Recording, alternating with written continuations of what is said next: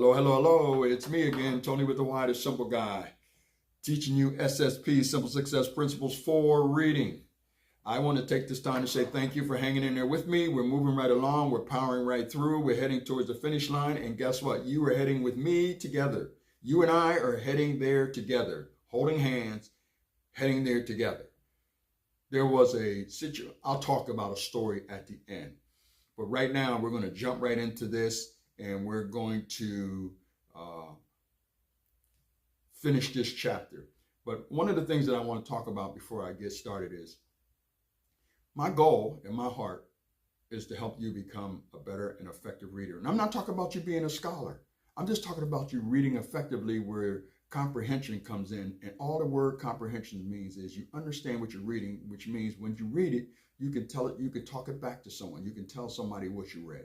I'm not talking about being 100%, I'm not talking about understanding 100% of it.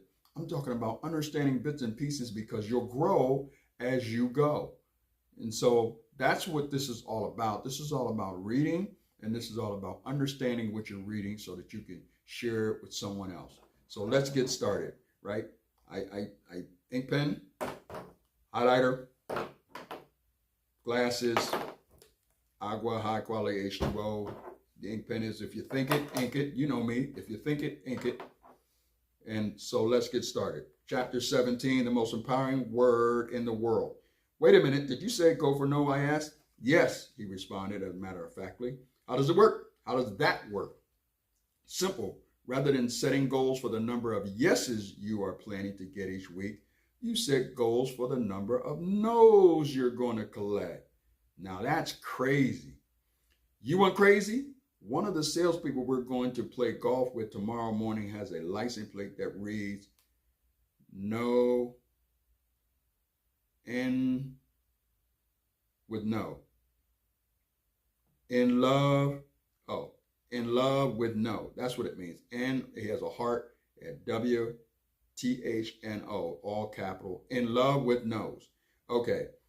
You know why? Last year, he won the award for getting rejected by more prospects than any other salesperson in the company. Wow. You give an award for failing, I asked? Sure, it's one of our organization's top honors. At the annual awards banquet, not only did he get a trophy, but he received a standing ovation from his peers. Praise from your peers for failing? Now, I've heard everything. No, you haven't. When he got back to his table, he placed the award for the greatest number of no's right next to the award for being the top salesperson in the country. How hot is that? You mean to tell me the guy on your sales force who failed the most was also the number one salesman in the company? I asked in disbelief. 4 years in a row, he said. That's amazing. Yes, and it's what I've been trying to tell you. A few years ago, we hired a well-known motivational speaker for our annual sales conference. In the middle of the presentation, the speaker proceeds to tell the group that the most empowering word in the English language is the word yes. Then he had everybody stand and chant, yes, yes, yes, yes, yes, at the top of their lungs. And I have to admit, it was very charging. I mean, the energy was flowing and it was all very motivating indeed. The problem, of course, was that he was absolutely, positively wrong. What did you do? I couldn't allow 800 salespeople to walk out with their heads screwed on backwards. So I did the only thing I could think of. When the speaker was done and gone, I climbed on the stage and told everyone he was wrong. That the most empowering word in the world is not yes. The most empowering word in the world is no. I told them that hearing yes is the easy part of the job and teaches you virtually nothing, but learning to hear no over and over again and to never quit. Now that builds character and self-esteem. That's empowering. 2 letters from greatness. I said, remembering our conversation from the previous night. That's right. And the letters are N-O. Now, let me explain what he's talking about. Let me break it down on what he's talking about.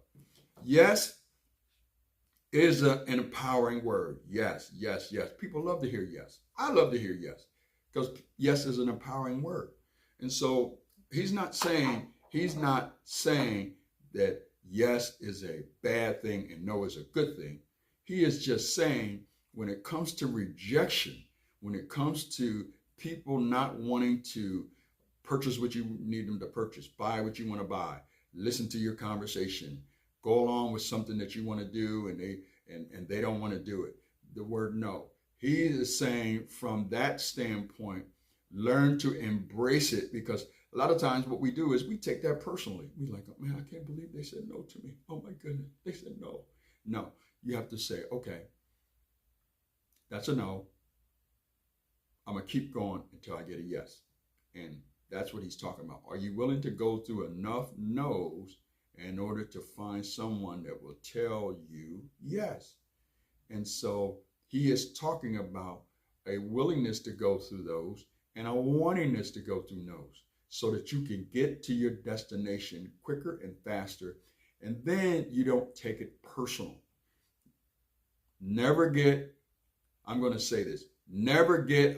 attached to the outcome. Okay.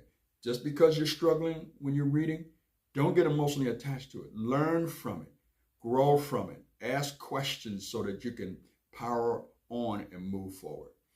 Okay, I'm going to end this episode right here. This is Tony with the Why, the Simple Guy. As we continue to move forward, I'm going to continue to break things down for you a little bit more so we can get a fuller understanding of the reason why we're going to the finish line. Dream big, but keep it simple. Why? Because you'll never be bigger than your dreams. KISS. Keep it short and simple. Talk with you later. Have a great day. Make it a great day.